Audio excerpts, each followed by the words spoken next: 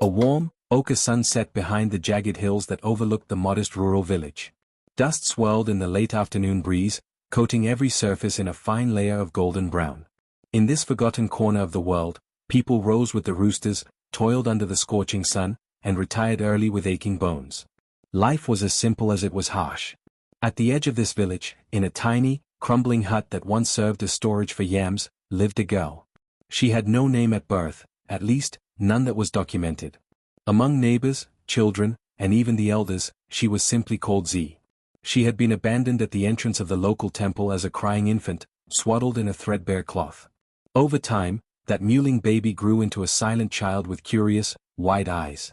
People took pity on her, giving her leftover food and ragged clothes, but nobody truly offered her a home or a family. Now about 13 years old, Z was slim, with hair cropped close to her scalp. Her big brown eyes missed nothing, ever watchful for the smallest opportunities to survive.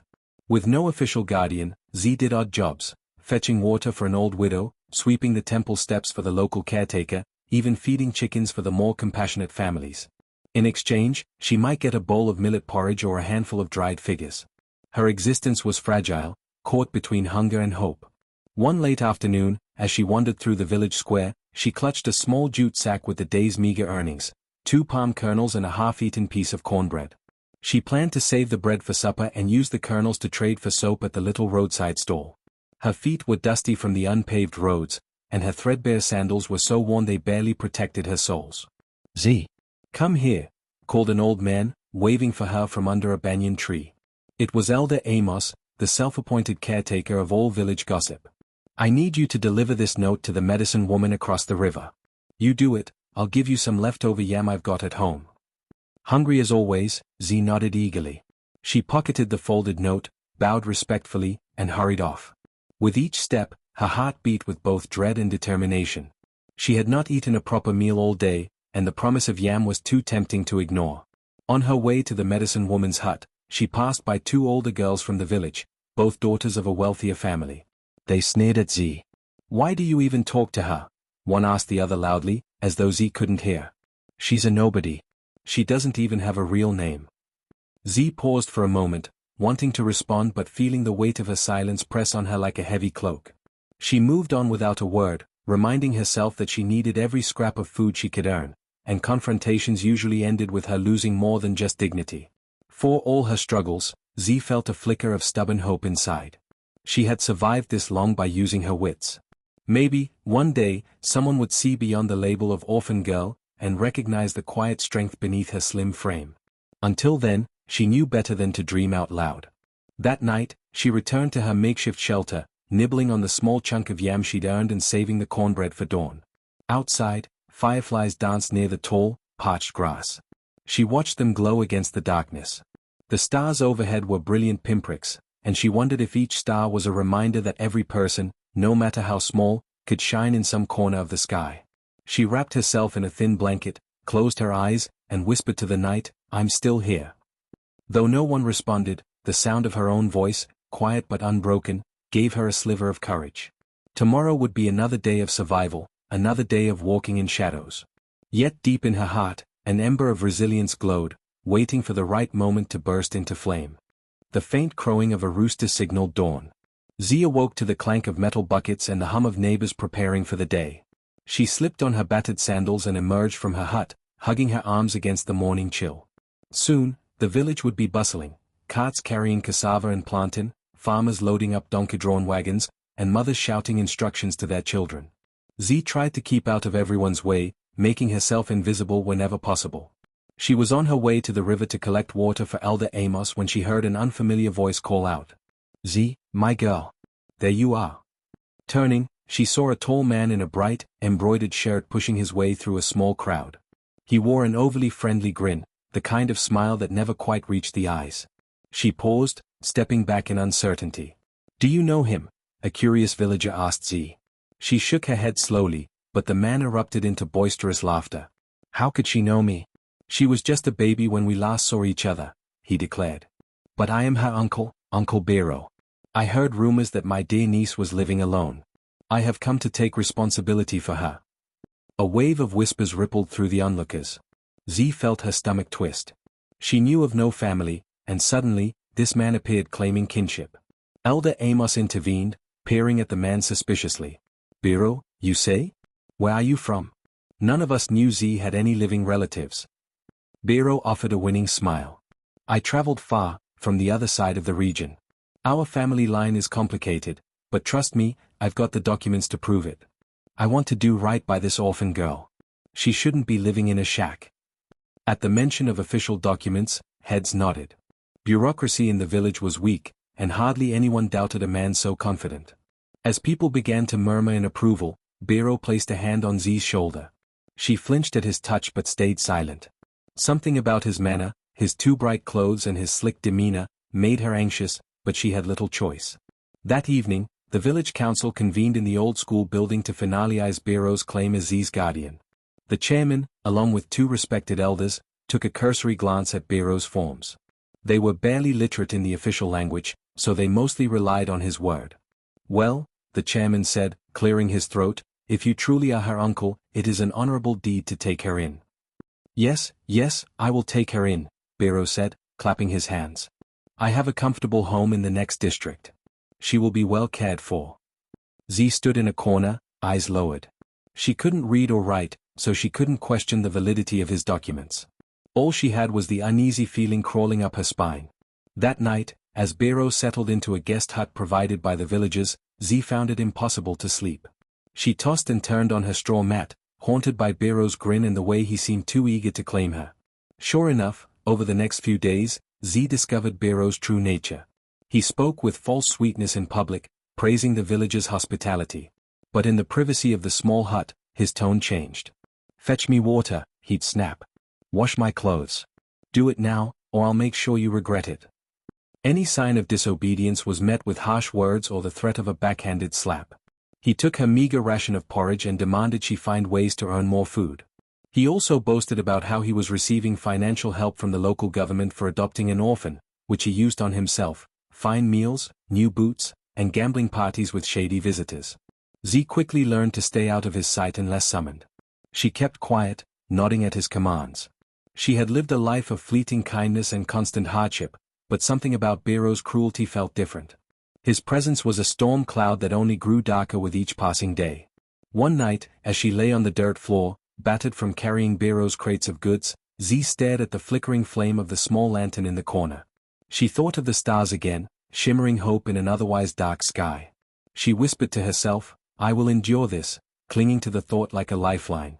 But in that same darkness, she couldn't shake the feeling that something far worse than chores and verbal abuse was on the horizon. In the dead of night, Z often found it impossible to sleep under the watchful glare of her so-called Uncle Bero. Occasionally, she stirred to the sound of hushed voices near the doorway. Other times, she caught him counting money under the glow of a single candle, the flickering light dancing over his predatory grin. One evening, after another grueling day of endless tasks, scrubbing pots, fetching water from distant wells, polishing Bero's boots, Z huddled in a corner of the hut. She was about to doze off when she heard the low rumble of voices. Shh, a voice cautioned. We can't let her hear. She's asleep, Bero's voice replied dismissively.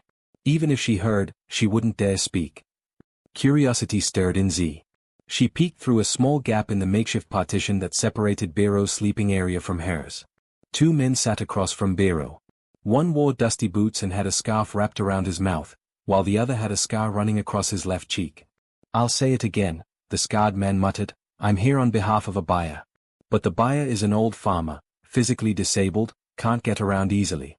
He's willing to pay a good sum, but only if the girl's healthy. Z's heart pounded against her ribs. She pressed closer to the gap, wanting to be sure she wasn't misunderstanding. Bero leaned forward. She's healthy enough. Skinny, but that can be remedied with a bit of food. The buyer won't find better around here. Most families guard their daughters closely, but this one has no family to object. The man with the scarf nodded. You'll get your payment as soon as the deal is sealed. He's also willing to throw in a motorbike, though it needs some repairs. Bero's grin widened. A motorbike, you say? And sacks of grain? That's not a bad trade for a useless orphan. When can we finalize this? Tomorrow night, if all goes well, Scarface responded. He's passing through the next province. You'll bring the girl, sign the paper, and that's that. Then you can disappear with your money. A cold sweat trickled down Z's neck. She'd heard rumors of girls being forced into early marriages or servitude, but never imagined it could happen to her so suddenly, so brazenly. The conversation continued in hushed tones. Bero swore he wouldn't get cheated. He'd ensure the buyer paid every last coin promised. Their voices melded into a conspiratorial hum of greed, echoing in the small hut. Z's mind whirled with panic. She had no one to turn to. Even if she tried to run, where would she go? The entire village believed Bero was her benefactor. If she told them the truth, would they believe her over the man with official documents? Morning arrived too soon. Bero barked commands, instructing Z to pack a small bundle of clothes. He told her they were traveling to the next district to visit wealthy relatives, who might sponsor her education. The blatant lie made her stomach churn. After loading up a donkey cart with supplies, Bero fixed Z with a smirk that sent shivers down her spine. "You do as you're told, you'll be fine," he said, patting the handle of his belt menacingly. Z couldn't muster a response. Her voice felt trapped in her throat, along with the fear that threatened to overwhelm her. She tightened her grip on her small cloth bundle. If there was any chance to escape, she would have to be vigilant, smart, and fast. But time was running out. The silent deal had been struck, and she was nothing more than currency about to be exchanged. The next evening found Z in a clearing by the outskirts of the village, her heart hammering like a drum. Bero had forced her to wear a worn-out ceremonial wraparound skirt. He claimed it would make the farmer happy, though Z couldn't fathom how it mattered. The air crackled with tension as a handful of villagers gathered, unaware of the real nature of this meeting. "Is this some form of customary wedding?" whispered one curious onlooker. "It's all happening so fast." Bero plastered on his fake smile. "Yes, indeed. My niece is fortunate. Old Toma has generously agreed to take her as his wife. He's an honorable man, crippled in a tragic accident but well-meaning. We want the ceremony small, to respect his privacy." Most villagers nodded politely, some shooting Z pitying glances. The tradition of arranged marriages wasn't uncommon, but typically families took time to vet potential suitors, especially for a girl so young. Yet Bero had spun a tale of immediate necessity and rural traditions that demanded quick union. Any questioning was promptly waved off. Z felt panic rising. She tried to speak up, but each time her voice cracked in her throat. Bero had already warned her, "Utter one complaint, and I'll make sure you don't see another sunrise." Those words replayed in her mind, accompanied by the memory of the harsh slap he'd given her the day before. At the center of the clearing, old Toma sat in a hand-carved wooden wheelchair. Beneath the flickering torchlight, she could make out that his face was lined with age and weariness. His clothes were stained with dirt, and his limp legs were covered in a fraying blanket. He never spoke. He merely inclined his head, offering a faint nod when Bero introduced Z. The so-called ceremony was a few rushed words from an elder. They splashed water on the ground, lit a small candle, and uttered prayers for a fruitful union. Z stood there, her eyes blurred by tears she struggled to contain. Nearby, a restless donkey brayed, as though it sensed her despair. When it was over, Bero shoved Z forward. "Go on," he hissed through clenched teeth. "Stand with your husband." Her husband. The words hammered at her chest. She was barely a teenager, now forcibly bound to a man old enough to be her grandfather, and if the rumors were true, financially down on his luck and physically disabled. People whispered that he lived in near poverty on a patch of land with no real yield. Yet the deed was done, witnessed by those few villagers who believed they were blessing an unfortunate but necessary match. Z wanted to scream, to beg them to stop, but her body felt paralyzed by dread. She stepped toward old Toma, who looked up at her with a mixture of pity and another emotion she couldn't quite name. "Time to go," Bero announced, clapping his hands. He approached Toma, collecting a battered leather pouch that jingled with the weight of coins. Next to the wheelchair was a rickety wooden cart loaded with sacks of grain and a disassembled motorbike. Z's heart sank further, realizing that Bero's ugly transaction was complete. A few villagers muttered among themselves, feeling uneasy at how abrupt everything was, but none dared intervene. As the donkey pulled the cart away, Z clung to a sliver of hope that maybe Toma would be kinder than Bero, that maybe this was not her final condemnation. The night air clung to Z's skin, thick with both humidity and foreboding. As they left the familiar huts and flickering torches behind, she looked back one last time at the place she once called home, even if it never truly embraced her. Ahead lay a future shrouded in uncertainty, tethered to a man she did not know, under circumstances that stank of deceit and desperation. The journey across the rugged terrain felt interminable. Old Toma sat silently in his wheelchair, strapped to a makeshift platform attached to the donkey cart. Z trudged alongside, her eyes scanning the surrounding wilderness. They passed winding dirt roads flanked by tall grasses that swayed in the moonlight. Occasionally, she heard the rustle of nocturnal creatures, reminding her how alone she was out here. Dawn broke, and orange rays lit up the horizon. Z and Toma had traveled all night, stopping only a few times to rest. She nibbled on stale bread, grateful Toma had at least given her something to eat. She tried speaking to him once. "Sir, are we far from your farm?" He responded only with a polite nod, pointing to the path ahead. He hadn't uttered a single word yet, leaving Z with a swirl of unanswered questions. As the sun rose higher, they reached a massive bamboo fence that stretched around what appeared to be farmland. It was far larger than any small plot Z had seen in her village. The gate was decorated with intricate carvings that looked like they could be centuries old. Toma raised a hand and made a subtle motion, and to Z's astonishment, the gate creaked open from the inside. "Welcome back, sir," called a voice from behind the fence. "We were expecting you. Everything has been prepared." Z gaped at the sight. Inside the bamboo enclosure lay sprawling fields of lush greenery, corn, rice paddies, and rows of vibrant vegetables. Solar panels gleamed atop a long, low building in the distance. Several workers bustled about, tending to crops with advanced-looking irrigation systems. This was no ordinary backwater farm. Her eyes flicked to Toma, who merely gave her a measured glance.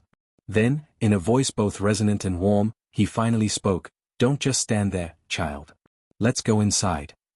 Z's mouth fell open. She'd assumed he was mute or at least unable to speak. His voice carried a gentle authority that stunned her. Before she could respond, a few workers hurried over to help Toma out of the donkey cart and roll his wheelchair along a paved path that cut through the fields. "Sir, is this the new helper?" one of the workers asked, nodding toward Z. She looked down at her bare feet, suddenly self-conscious. "Yes, she'll be staying with us," Toma answered simply, motioning for Z to follow. They passed rows of fruit trees, then a large pond that sparkled under the sun. Everywhere she looked, Z noticed signs of modern technology hidden beneath a rustic facade: automatic sprinklers, solar-powered generators, and well-constructed buildings for staff. This was not the rundown, impoverished farm Bero had led her to believe. Her heart pounded with renewed confusion. If Toma was truly wealthy, why the ragged clothes, the dirt-stained hands, and the outward appearance of a poor disabled farmer? And how had he managed to remain anonymous in the region? Eventually, they arrived at a grand wooden house perched on a slight rise overlooking the fields. "Sir, shall we take your wheelchair inside?" a worker asked. Toma nodded, offering Z a reassuring smile. "Come, child," he said quietly. "Inside, we have much to discuss." Z could hardly absorb the magnitude of what she was seeing. Exhaustion and shock made her legs feel like they were full of wet sand. But despite her trembling, curiosity pulled her forward. The illusions of the night before seemed far behind her, replaced by an even greater mystery. She stepped through the doorway of the wooden house, uncertain of what revelations lay ahead, but with the unmistakable sensation that her life had just taken a dramatic turn. Once inside the house, Z was greeted by polished wooden floors and wide windows overlooking the estate's fields. The interior was a blend of rustic charm and contemporary elegance: bamboo furniture, hand-woven rugs, and advanced medical equipment discreetly placed in corners, likely aids for Toma's disability. A faint scent of jasmine and cedar hung in the air. Toma led Z into a sitting room where a roaring fireplace crackled, even though the day was warm. He motioned for her to sit in a comfortable armchair, then maneuvered his wheelchair to face her. Workers drifted in and out, serving freshly brewed tea. Z sipped gingerly, the taste warm and slightly spicy on her tongue. "First, let me apologize for the manner in which you were brought here," Toma began, his voice thoughtful. "I gather it was a traumatic ordeal. Your uncle Bero made it all too clear he'd sell you to the highest bidder. I had my associates intercept the deal so I could protect you." Z's grip tightened around the teacup. She stared at Toma, disbelief warring with relief. "Protect me?" she echoed, voice trembling. "But everyone thinks you're just a poor, disabled farmer. Why go through all that trouble?" Toma exhaled slowly. "I had my reasons. I once lived in the city. I was a tech entrepreneur, successful, wealthy. But a car accident left me with injuries that took away my ability to walk. After the accident, I realized many people around me cared only for my status and fortune. It sickened me. So, I returned to my ancestral land, determined to manage it in a way that would benefit the local communities without broadcasting my true identity." He folded his hands in his lap, meeting Z's gaze directly. Sometimes, I dress the part of a humble farmer to see how people behave when they think I'm ordinary, or even beneath them. If they treat me poorly, they reveal who they truly are. If they show kindness, it tells me something about their heart. A slow wave of comprehension washed over Z. She remembered the suspiciously advanced equipment scattered around the farm, the well-maintained fields, and the respectful way the workers greeted Toma. This was no mere farm, it was a hidden empire, meticulously constructed and managed by a man who valued authenticity above pomp. Toma, Z ventured hesitantly, why by me? Toma's eyes flickered with compassion. I was informed that a scoundrel named Bero was exploiting a young orphan. Rather than let him profit off your misery, I arranged for you to come here, away from him. I don't intend for you to be a servant or an actual spouse. He shook his head at the thought. That false wedding ceremony was just a means to get you away legally. He would only sell if he believed it was a binding marriage. I admit it's an unorthodox approach, but I saw no other way. Toma allowed a few moments for Z to digest his words before continuing. You're free here. I can arrange for you to attend school or learn a trade if you want. The only thing I ask is loyalty and an open mind. You've had a hard life, I know. But if you can trust me, I promise I won't let anyone exploit you again. The magnitude of Toma's confession nearly overwhelmed Z. She set down her teacup, hands shaking. Could it be real? Part of her wanted to bolt, fearing yet another cruel trick. But the gentle sincerity in Toma's eyes calmed the terror swirling inside her chest. She forced herself to speak. If you truly mean that, then thank you. Toma nodded, relief evident on his face. You've shown remarkable resilience, Z. Surviving as you did is no small feat. I'd like to help you cultivate your potential. This estate is more than farmland, it's a hub for new ideas in sustainable agriculture and village empowerment. Eventually, I want you to become a part of it. Z glanced around the room, her eyes lingering on the warm glow of the fireplace and the gentle hum of workers moving about the house. For so long, all she'd known was hunger, suspicion, and scorn. Now, for the first time, a door opened to a future where she might be valued. The transition from fear to guarded hope felt dizzying. Even so, one thought nagged at her. Bero was still out there, likely celebrating his windfall, gloating about the motorbike and grain he'd obtained in exchange for her life. As her gaze settled on Toma again, she silently vowed that one day, she would make sure Bero answered for his betrayal. For now, though, she needed to learn how to stand on her own 2 feet in this strange, hidden empire, and discover who she could become with someone's unwavering support. Weeks turned into months, and gradually, Z adapted to life on Toma's estate. No longer the nameless orphan scraping for leftovers, she found herself with new responsibilities and new freedoms. Each morning, she joined the workers in the fields, learning about sustainable farming techniques that blended tradition with cutting-edge ideas. She watched in fascination as Toma supervised from his wheelchair, directing every detail with calm efficiency. Under Toma's mentorship, Z learned more than just planting schedules and irrigation systems. He hired a tutor to teach her reading, writing, and basic mathematics. At first, she struggled to hold a pen. Her hands were used to rough labor, not delicate scribbles on paper. But she persevered, driven by a burning desire to seize the second chance life had handed her. During lunch breaks under the shade of a giant acacia tree, Z would practice sounding out words from tattered textbooks. Sometimes, the farm workers would cheer her on, especially a friendly woman named Oma who cooked large communal meals. Oma would pat Z on the back and say, "You keep it up, my girl. One day, you'll be running this place."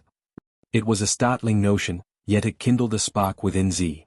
As she became more confident in her reading, Toma introduced her to management tasks. He'd show her spreadsheets on a solar-powered tablet, explaining how to track expenses, harvest yields, and worker hours. It was like deciphering an alien language at first, but Z tackled each new concept with the same determination that had kept her alive back in the village. "Toma," Z asked one afternoon, sitting across from him in the estate's small administrative office, "why do you trust me with this?" "I'm still just learning my letters and numbers." Toma folded his hands. "Because I see your potential. And because trust fosters loyalty. I've chosen you not out of pity, but out of respect for your resilience. Plus, one day, I hope to expand this estate to help more people, especially orphans and underprivileged children in surrounding villages. I can't do it alone." A surge of gratitude filled Z. She couldn't recall anyone ever having so much faith in her. Still, she found herself wrestling with an undercurrent of self-doubt. She was no longer the silent, helpless girl, but forging a new identity was as daunting as it was exciting. Over time, Toma began involving her in conversations with suppliers and village elders who visited the estate. With each interaction, Z learned to speak assertively and carry herself with dignity. The same villagers who once dismissed her as a burden now looked at her with curiosity, and sometimes admiration. "I never imagined the day would come when I'd be, well, somebody," she confided in Oma late one night in the kitchen. They were cleaning up after a feast for the workers, and the warm smell of stewed beans and spices lingered in the air. "You've always been somebody," Oma said, drying a plate. "You just had to find the right environment to grow. A seed doesn't bloom in dry desert sand, but put it in rich soil, give it water and sunlight, and watch what happens." Z smiled through misty eyes. The estate felt like rich soil, and she was finally receiving the nourishment she needed to grow.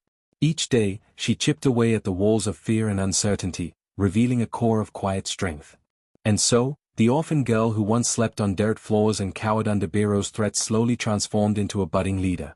She oversaw new crop rotations, advised on distributing harvest profits among the workers, and even negotiated better market prices with traveling merchants. Word spread through neighboring villages of a young woman named Z, a girl with a mysterious past, who might soon become the face of Toma's burgeoning agricultural cooperative. Yet even as the estate flourished and Z's confidence soared, a lingering restlessness stirred within her. The injustice Bero had inflicted upon her, and countless other vulnerable people, remained unpunished. That memory hung over her like a storm cloud, reminding her that her journey was far from over. Nearly 2 years had passed since Z first arrived at Toma's estate. In that time, she had grown in skill and stature.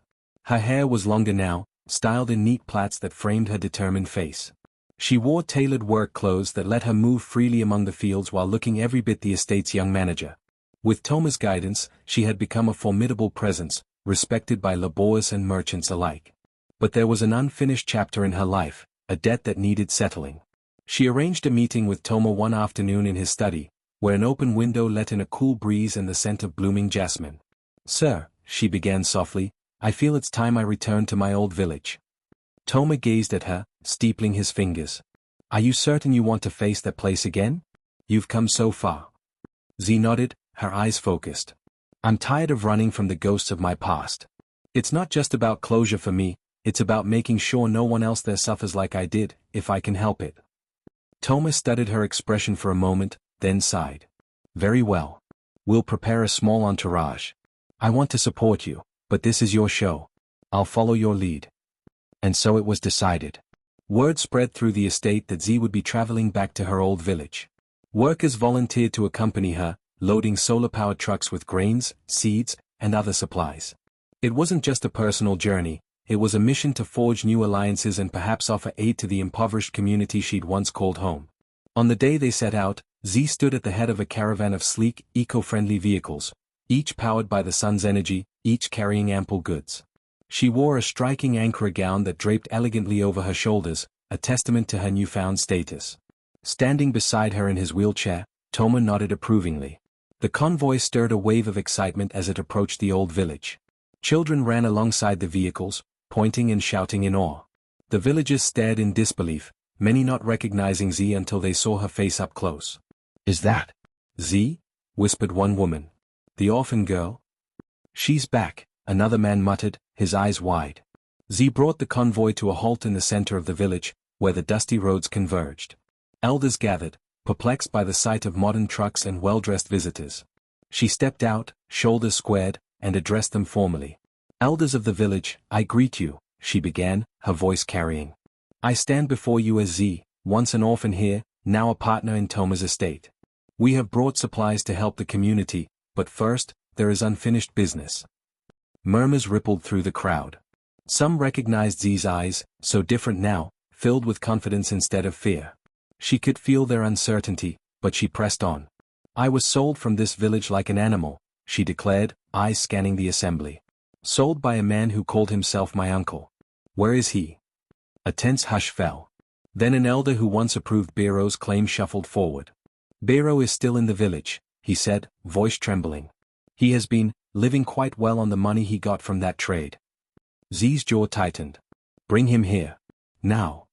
Within minutes, villagers dragged a reluctant Bero into the square. He still wore flashy clothes, though they were tattered and faded now. His eyes darted nervously at the imposing trucks and the well-dressed entourage behind Z. He forced a laugh that came out shrill. Z, my dear niece. What a surprise. You look, well. She didn't reply immediately, only pulled out a folder from under her arm, documents Toma had helped compile, including proof of the financial assistance Bero had fraudulently collected in her name. She also had statements from travelers who'd witnessed the night he sold her. Bero, Z said coldly, you exploited me to line your own pockets. I was a child, helpless, with no one to protect me. You took advantage of that. Bero's face paled, sweat beading on his brow. He tried to protest. It's not like that. I needed. You're done lying, Z interjected, voice echoing with authority she never knew she possessed. She turned to the elders, presenting them with evidence of his crimes. I demand restitution for every coin he earned from selling me, every piece of government aid he siphoned off. A stunned silence gripped the crowd. Many shot condemning looks at Bero, who squirmed under their gaze. Finally, the village chairman, a once indifferent man, spoke up. We had no idea. If these documents are real, Bero must face punishment according to our laws. Z felt a swell of triumph mingled with sadness. She had come full circle, from the voiceless child forced to do chores for scraps, to the self-assured woman calling for justice. As Bero was led away, she couldn't help but notice the fear in his eyes. Part of her felt a twinge of pity, but she hardened herself against it. She lifted her chin, addressing the villagers once more. From this day forward, I, Z, reclaim my story and my rights. I will no longer be an orphan, a nameless nobody. And I will not stand by while others are exploited as I once was. Thunderous applause broke out, though it was laced with shock. In that moment, Z realized that she had truly stepped into a new chapter of her life. And the people who once passed her by as if she were invisible now looked upon her with awe and respect. A few months after Z's triumphant return to the village, and the subsequent downfall of Bero, life seemed to settle into a new rhythm.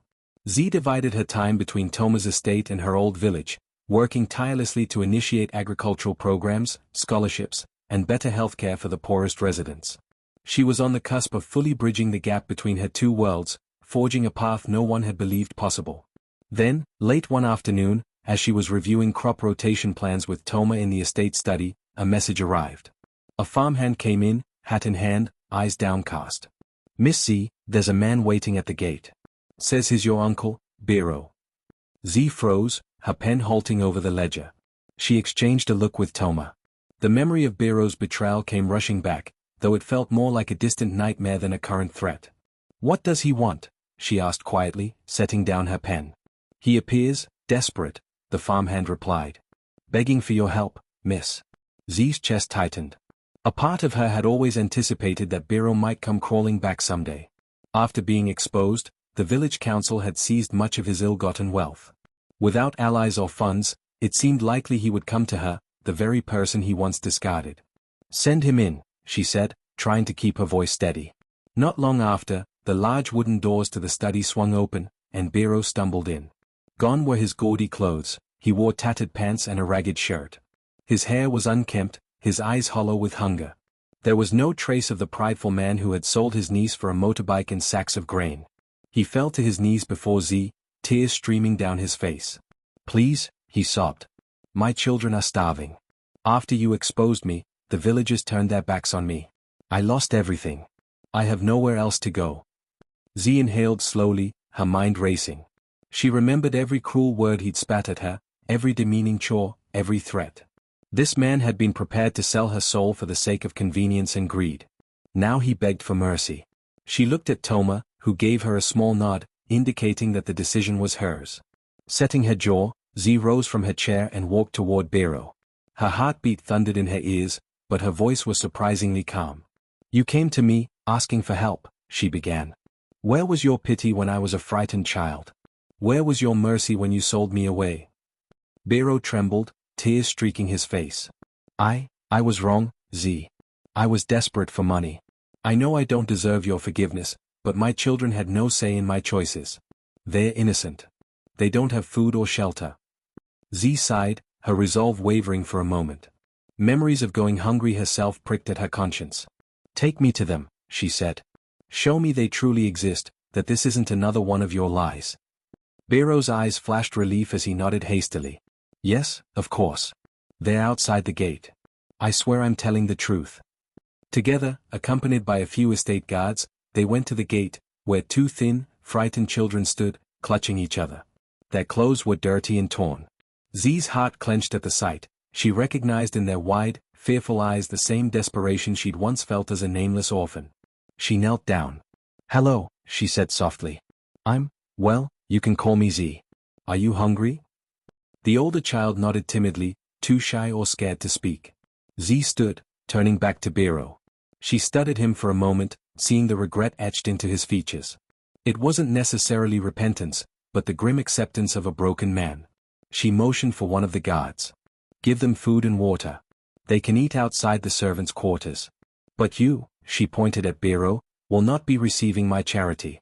Not after everything you've done. A flicker of anger crossed Bero's face, but he quickly masked it, bowing his head. I understand, he whispered. Z's voice hardened. You didn't break me, Bero. You built the woman I am now. And I choose not to be cruel like you. She paused, glancing at the children who gnawed hungrily at a piece of bread. For their sake, I'll ensure they don't starve. But you must find your own path. Redemption can't be forced, it has to be earned. Bero looked like he might protest, but the weight of his own downfall silenced him. He hung his head, stepping aside as the guards gently ushered the children inside for a proper meal. Z walked away, her heart heavy. She had done what felt right, helping the children without enabling the man who once condemned her. There was no triumph in seeing Bero like this, only a somber realization that life had come full circle. And now, with a final turn of the page, Z was free from the shadow of her past, ready to build a future unburdened by old cruelties. The morning sun painted the sky with streaks of pink and gold, illuminating the grounds of what was once just Toma's estate. Now it was evolving into a thriving community hub that served multiple villages. At the heart of the property stood a newly constructed building made of sturdy bricks and topped with solar panels. The sign above its wide wooden doors read, "The home of her name." Inside, the spacious halls echoed with laughter, conversation, and the shuffling of feet as young girls moved between classrooms and dormitories. Many were orphans or abandoned children from surrounding areas. Some had survived tough conditions similar to what Z endured. Others were simply in need of a secure place to learn and grow. Each child was greeted with open arms, given their own bed, and offered 3 meals a day, luxuries they had never known. Z stood by the entrance, greeting a new group of arrivals. Toma, seated in his wheelchair, oversaw final details on a clipboard. He glanced up at Z and offered a proud smile. It was a surreal moment for both of them, witnessing the culmination of years of hard work and determination. After the morning rush subsided, Toma wheeled over to Z, looking at the bustling courtyard. We've come a long way, he remarked. And look at them, each of these children has a chance now. Z nodded, her gaze lingering on a small girl clutching a tattered doll. It feels like a dream, she whispered, remembering the days she spent begging for scraps, sleeping on cold floors, and fearing tomorrow. But it's real.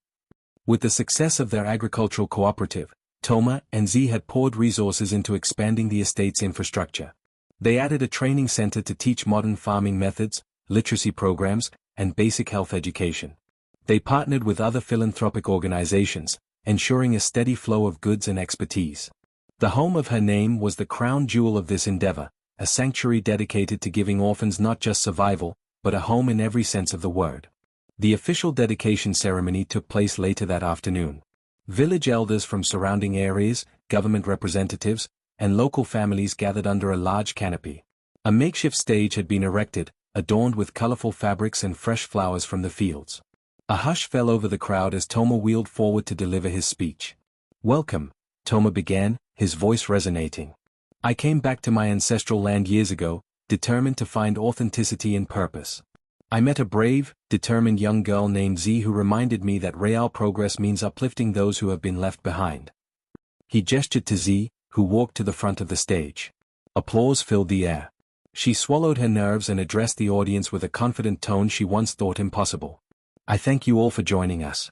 The home of her name is not about me, it's about every child who feels forgotten.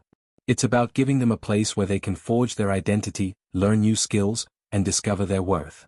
I want them to know they matter, no matter where they started. A rousing cheer erupted. Children clapped wildly, and elders nodded with admiration. Among the crowd, Z spotted a few familiar faces from her old village. Some looked at her with teary gratitude, remembering the neglected orphan she had once been. If only they'd known then what she could become with the right support. As the ceremony concluded, the audience broke into lively celebrations. Drums pounded, and dancers in vibrant attire performed intricate steps. Long tables groaned under the weight of communal feasts, bowls of jollof rice, grilled maize, and steaming soups. Amidst the festivities, Z felt a hand gently touch her shoulder. Turning, she saw Oma, the cook who first encouraged her on the estate. "You did it, Z," Oma said, eyes shining with pride. "No longer just an orphan girl, you're the foundation for so many others' futures." Z smiled, her heart full. "I had help," she replied, looking at Toma, who engaged in animated conversation with a group of local leaders. "But yes, I'm grateful." Later that evening, as the last rays of sunlight turned the sky into a tapestry of purple and orange, Z slipped away from the crowd. She walked along a quiet path that bordered a field of waving grasses. Stopping beneath a towering acacia tree, she looked up at the stars emerging one by one in the darkening sky. In that private moment, she let out a deep breath. She remembered the feeling of being nameless and voiceless, bartered like a commodity. Now she stood on land she co-owned and managed, land that offered hope to countless others. An orphan sold as a nobody, she now ensured that no other child in her care would be left to fend for themselves in the dark. She placed a hand on the trunk of the tree, smiling at the infinite possibilities swirling in her mind. Tomorrow, there would be more tasks, more expansions, and more challenges. But tonight, she let herself bask in the reality of a dream realized, and the knowledge that sometimes, the scars of the past become the seeds of a brighter future. Please subscribe, like, comment, and share. See you in the next story. AFRITALES by Moonlight.